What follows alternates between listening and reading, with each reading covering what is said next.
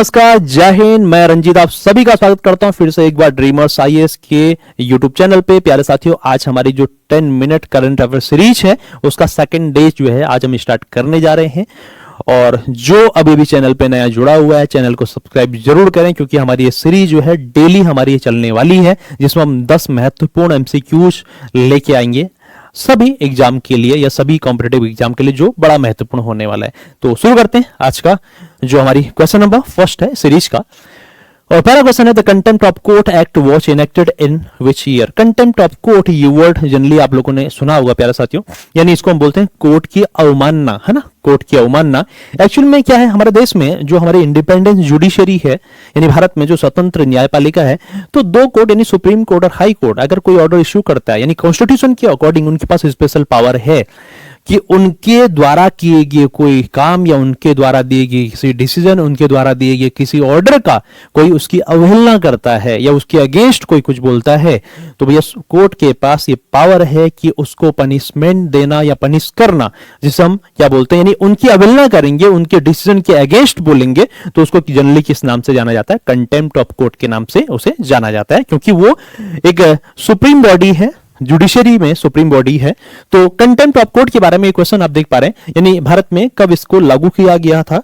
तो question number first का जो आंसर हो जाएगा इसका, वो आंसर हो जाएगा 1971 में कंटेम्प्ट ऑफ कोर्ट को क्या कर दिया गया, इसको इनेक्ट कर दिया गया। ठीक है, चलिए बढ़ते क्वेश्चन नंबर सेकंड की ओर। और क्वेश्चन नंबर सेकंड उसी से रिलेटेड है। क्वेश्चन है, which article restrict free speech on ground on contempt of court. प्यारे साथियों, आप जानते हैं फंडामेंटल राइट्स, आप सभी ने पढ़ा होगा या सुना होगा आप लोगों ने, जो फंडामेंटल राइट्स है, स्पेशली अगर देखा जाए आर्टिकल नंबर 19 to 22 जो राइट टू फ्रीडम की बात को लेकर के चलता, जो सेकंड हमारा फंडामेंटल राइट्स है, आर्टिकल नंबर 19 में आप लोगों ने इसके 6 जो है article number 19 sub clause first के अंतर्गत आपने इसमें 6 फ्रीडम आपने पढ़ी होंगी, ABCD, ठीक है, EG, इस तरीके से 6 जो है फ्रीडम आपको देखने को मिलती है article number 19 sub clause first में।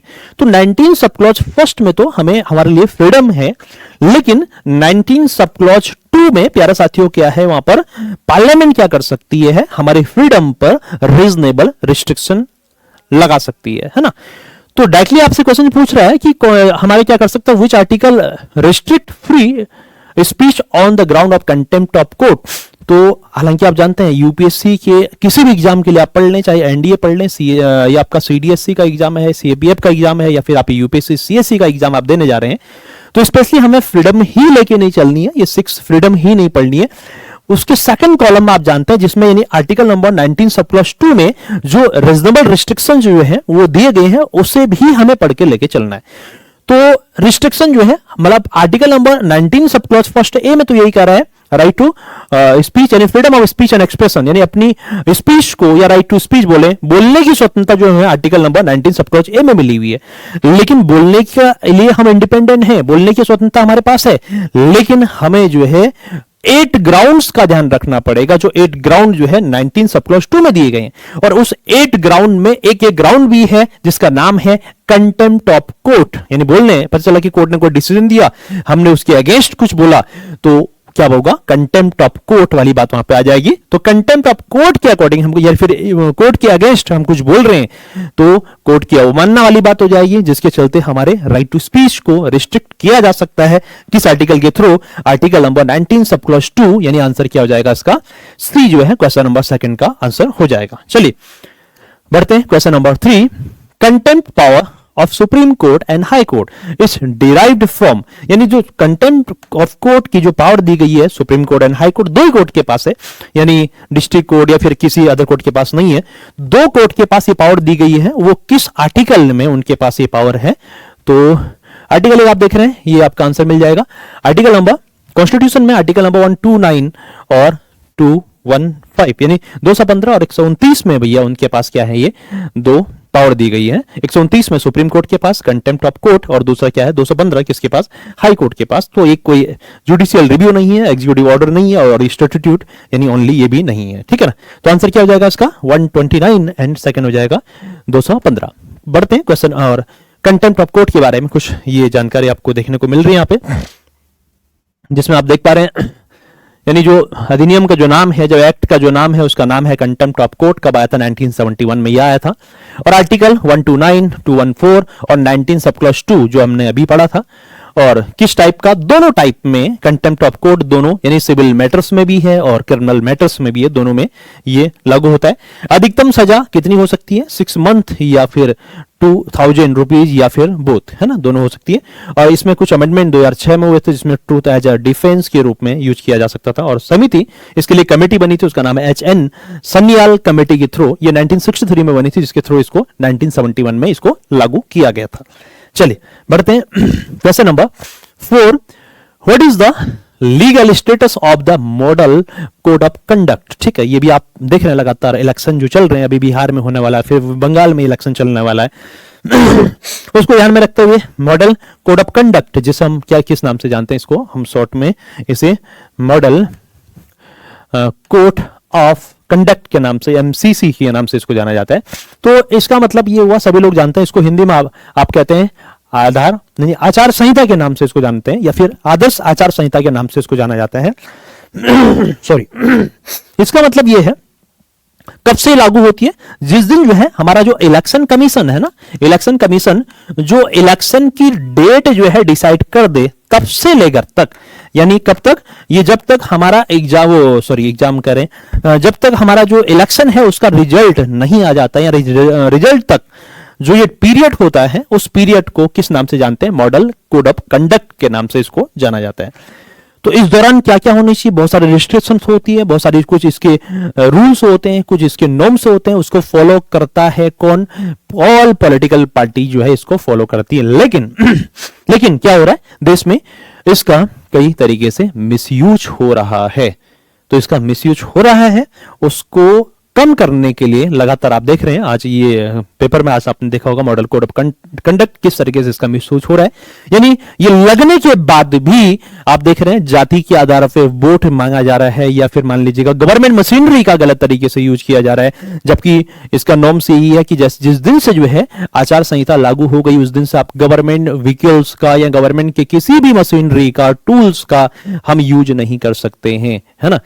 और किसी कास्ट के आधार पर हम वोट नहीं मांग सकते हैं। लेकिन आप देख रहे हैं कि यानी इसी लगे के दौरान ही आचार संहिता लगी हुई है, उस दौरान ही जो है यानी पैसे दे करके वोट खरीदे जा रहे हैं, जो मतलब एक सही नहीं है, गलत है।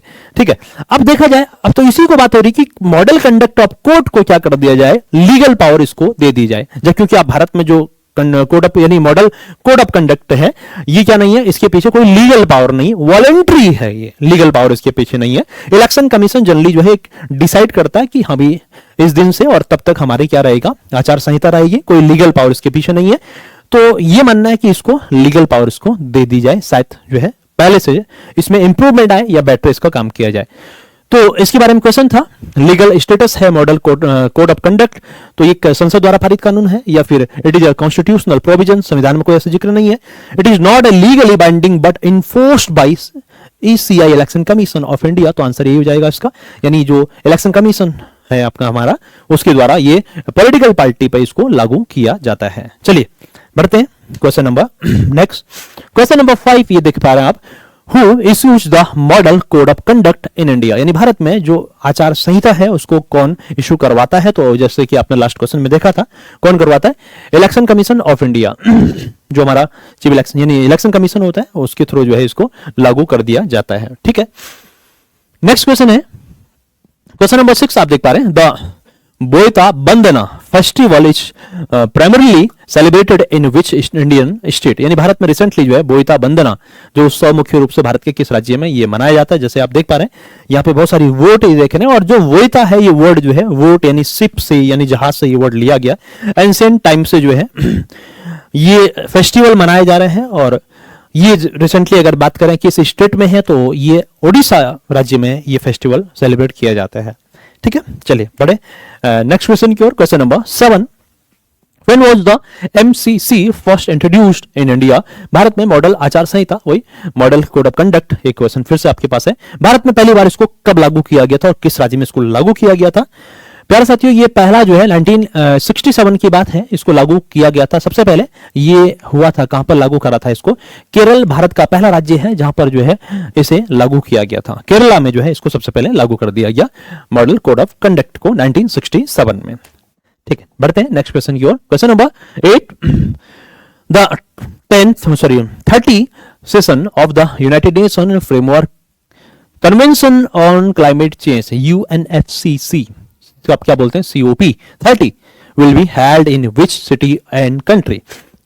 ये कोप, जैसे आप जानते हैं COP, अगर COP का फुल फॉर्म अगर बात करें तो ये क्या है? कॉन्फ्रेंस ऑफ पार्टीज, है ना, कॉन्फ्रेंस ऑफ पार्टीज। और इस साल यानी रिसेंटली होने वाला 10 से 11-12 नवंबर को ये होने वाला है। और कहां पे ये है? ब्राजील के किस शहर में? ये बेलम सिटी में जो है ये कंडक्ट कराया जाएगा। ब्राजील के बेलम सिटी में इसको कंडक्ट कराया जाएगा। और क्यों खास है? खास पहले इसकी बात कर लेते हैं। सर ये है क्या? 30वीं नंबर की इसकी बैठक है। तो ये ऊपर आप देख पा रहे हैं ना, लिखा हुआ यहाँ पे UNFCCC, इसका full form United Nation framework convention of climate change, है ना। ये एक्चुअली बना कब था? जब प्यारे साथियों आपको याद हो, आज से ठीक आई थिंक 33 साल पहले, 33 इतने साल पहले, 33 साल पहले क्या हुआ था? ब्राजील के एक शहर था, उसका नाम था रियो डी में या रियो डी जेनरियो में एक समिट हुआ था क्लाइमेट चेंज को लेकर के, स्पेशली ग्रीन हाउस इफेक्ट को लेकर के। वहां पर 1992 की बात है, 1992 की बात है। तो वहां पर एक समिट हुआ था और यहीं पे जो है इसकी स्थापना की गई, जिसका नाम था UNFCCC, इसकी स्थापना की गई थी वहां पे। और उसकी स्थापना करने के बाद, यानी मान लीजिएगा एक कन्वेंशन है, एक फ्रेमवर्क है, इसमें देश ऐड होते जाएंगे और वो क्या होंगे? हर 2 साल में क्या होगा? वो मिलेंगे, सॉरी हर 2 साल, हर साल जो है इनकी क्या होगी? सेशन यानी इनका मीटिंग होगा। तो 1992 से लेकर के ये बना, तब से लेकर लगातार इसके सेशन हो रहे हैं। हालांकि बीच में कुछ रुके होंगे या फिर कभी नहीं हुआ होगा। उसके चलते इसकी जो 30 नंबर की मीटिंग है या फिर सेशन है, ये कहां पे होना है? ब्राजील के बेलम में होना है। इसको किस नाम से जानते हैं? COP 30 के नाम से इसको जाना जाता है। आई होप मैं यानी आशा करता हूं आपको ये समझ में आ गया COP 30 का मतलब क्या है। 30वीं नंबर की ये बैठक है और कब से शुरू हुई? 1992। कहां से? रियो जो समिट हुआ था 1992 में, जिसको फर्स्ट अर्थ समिट के नाम से जानते हैं, प्रथम पृथ्वी सम्मेलन के नाम से उसे जाना जाता है प्यारे साथियों। ठीक है, तो इसकी मीटिंग यानी इसकी जो बैठक होनी है वो कहां पर होनी है? बेलम में। और वो कहां पर पड़ता है? ब्राजील में ये पड़ता है। ठीक है ना, चलिए बढ़ते हैं आगे। और इसका मेन पर्पज की अगर बात करें तो वो ये क्लाइमेट चेंज, और यानी उसको हमें ध्यान में रख के चलना है। और अगर अभी फिलहाल हम उस पर ध्यान न दें तो फिर बहुत मुश्किल हो जाएगा उसको रिकवर करना। उसी से लेकर के दूसरा क्वेश्चन आप देख पा रहे हैं, one of the important outcomes expected on the COP 30 is the Baku to Belem roadmap to $1.3 trillion. What does it related to? ये एक्चुअली में क्या है? अभी रिसेंटली ब्राजील में जो है ये सेशन होने जा रहा है, तो वहां पर एक रोड मैप तैयार किया गया। और वो क्या देख रहे हैं? Baku to Belum. बाकू, इससे पहले आप जानते हैं लास्ट ईयर जो है बाकू में क्या हुआ था? COP 29 कहां पे हुई थी? ये हुआ था आपका बाकू में। ठीक है, और बाकू आप जानते हैं स्पेशली इंपॉर्टेंट प्लेस है और जो किसके लिए फेमस है? ये पेट्रोलियम के लिए आप जानते हैं बड़ा फेमस है ये। तो 29 बाकू में हुई थी। तो बाकू और लास्ट ईयर जो था, और इस टाइम पे कहां हो रहा है? बेलम में हो रहा है। तो इन दोनों को ध्यान में रखते हुए एक रोड मैप तैयार किया गया है और जिसमें ये बोला गया है कि $1.3 ट्रिलियन जो है हम एक फंड इकट्ठा करेंगे मेंबर कंट्री से फंड इकट्ठा करेंगे, जिससे हम क्या किया जा सके? क्लाइमेट चेंज जो हो रहा है, स्पेशली जो ग्रीन हाउस इफेक्ट है या ग्लोबल वार्मिंग है, उसको बचाने के लिए हम एक इन्वेस्टमेंट करेंगे, जिससे हम क्या कर सकते हैं? इसको ग्रीन हाउस इफेक्ट जो बढ़ रहा है या कार्बन जितना भी एमिशन हो रहा है, इसको रोकने के लिए हम प्रयास कर सकते हैं। उसके लिए टारगेट रखा हुआ है और टारगेट कब तक के लिए है? वो climate finance scaling up to USD 1.3 trillion per year by 2035 तक ये एक टारगेट रखा गया है, जिसके तहत क्या करेंगे? यानी कार्बन एमिशन को कम से कम किया जा सकता है, जिसके अच्छे ऑप्शन आप देख रहे हैं। जैसे रिसेंटली आप देख रहे हैं भारत में जो हमारा सोलर प्लेट लग रहा है ना, तो वो भी रिन्यूएबल एनर्जी का एक, यानी वो कार्बन एमिशन कम से कम हो रहा है। तो ऐसा सब्स्टिट्यूट ऑप्शंस देखा जाए जिससे हमारा क्लाइमेट में जो इफेक्ट पड़ रहा है उसे, यानी जो गलत तरीके से इफेक्ट हो रहा है उसे कम किया जा सके। तो उसे बचने के लिए तो आंसर क्या हो जाएगा? इसका बी जो है इस क्वेश्चन का आंसर हो जाएगा। बढ़ते हैं क्वेश्चन नंबर 10 और आज की सेशन का या फिर आज की सीरीज का हमारा ये लास्ट क्वेश्चन है ये। और क्वेश्चन नंबर 10 है साइक्लोन साइक्लोन कलमेगी ऑरिजिनेट इन विच ओशियन रीजन। रिसेंटली जो आप देख रहे हैं, कल या परसों आप देख रहे हैं, कलमेगी एक साइक्लोन था भारत के, ये भारत नहीं, ये पर्टिकुलर किस रीजन में ये है ऑरिजिनेट हुआ था, तो इसका आंसर हो जाएगा ये पैसिफिक यानी वेस्ट पैसिफिक ओशियन के रीजन में, खासकर आप देख पा रहे हैं यहाँ फिलीपींस हो गया, इस रीजन में जो है यहाँ पे फिलीपींस है और स्पेशली नॉर्थ कोरिया, ठीक है, साउथ कोरिया, इस रीजन में ये देखा गया था। और जिसमें आप जानते हैं फिलीपींस में जो है काफी हानि या फिर काफी वहां पे लोगों की जान गई थी वहां पे। तो आंसर क्या हो जाएगा इसका पैसिफिक। बाकी रिसेंटली आप देख रहे हैं एक हमारा इंडियन का बे ऑफ बंगाल में आप जानते हैं एक रिसेंटली एक ओशियन था, सॉरी साइक्लोन वहां पे भी हुआ था, मानथा या मोनथा जो साइक्लोन था, उसे भी ध्यान में रख के चले आप। तो ये रिसेंटली ये भी क्वेश्चन है आपका साइक्लोन कलमेक है ना, कलमेक जो है साइक्लोन है जो कहां पर ऑरिजिनेट हुआ था, ये पैसिफिक ओशियन, और जनरली कौन से कंट्री जो है इससे इफेक्ट होती है सबसे ज्यादा, वो है आपका फिलीपींस, कंबोडिया, ये वाला रीजन जो है इससे इफेक्ट यहां पर देखने को मिला। तो ये थी हमारी 10 मिनट करंट अफेयर सीरीज। तो आशा करता हूं आपको ये जरूर पसंद आ रही होगी, अगर नहीं आएगी तो आगे जरूर आएगी। तो आप डेली बने रहें, तब तक के लिए जय हिंद, नमस्कार।